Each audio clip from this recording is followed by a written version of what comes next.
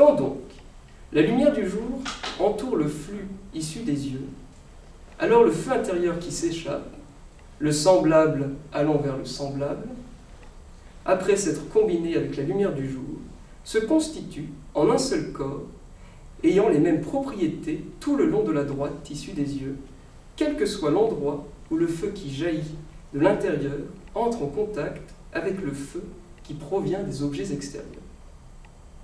Il se forme ainsi un tout qui a des propriétés uniformes en raison de son homogénéité.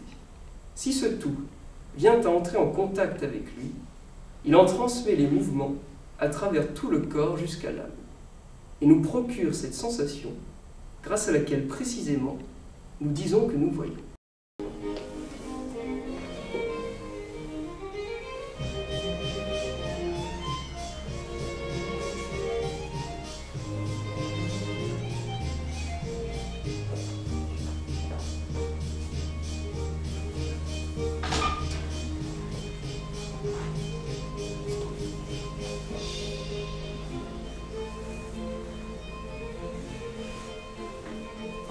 Bonjour monsieur, qui êtes-vous?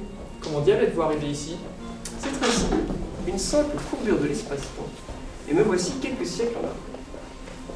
Je me nomme Albert Einstein, et je venais vous dire que votre modèle corpusculaire de lumière fonctionne, et je peux vous le montrer. Je le savais, mais je suis quand même curieux de savoir comment vous le démontrez. Avec l'expérience suivante, on appelle ça le radiomètre de Nichols. Prenez une hélice,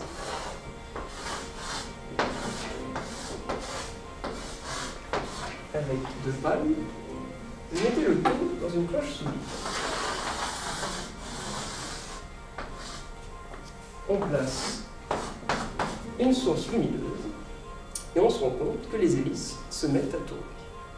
Pour que ces hélices tournent, il faut une certaine force, une très grande force. Et en mesurant, on constate que la force qui permet de faire tourner l'hélice est la même que la force provoquée par le rebond de ce que nous appelons des photons, ce que vous appelez le corpuscule. Ces forces étant les mêmes, on constate que ces photons ont une pression radiative sur les hélices. C'est extrêmement brillant. Donc Huygens s'était fourvoyé dans une mauvaise piste. Non, je venais vous dire cela aussi. La théorie ondulatoire de Huygens fonctionne aussi. Et d'ailleurs, vos deux théories sont vues. On a parlé de photons tout à l'heure. Ces photons présentent une certaine énergie. On va noter grand E. Cette énergie est égale au produit d'une constante petit h, qu'on appelle constante de Planck, à un collègue à moi. On la trouve en faisant des intégrales circulaires, je vous passe le détail. Produit cette constante et une fréquence de τ non associée. L'énergie du photon renvoie à votre théorie corpusculaire et la fréquence de l'onde associée à la théorie ondulatoire de Huygens. Alors nos deux théories étaient complémentaires et décrivaient deux aspects différents de la lumière? Tout à fait. Je repars dans mon siècle.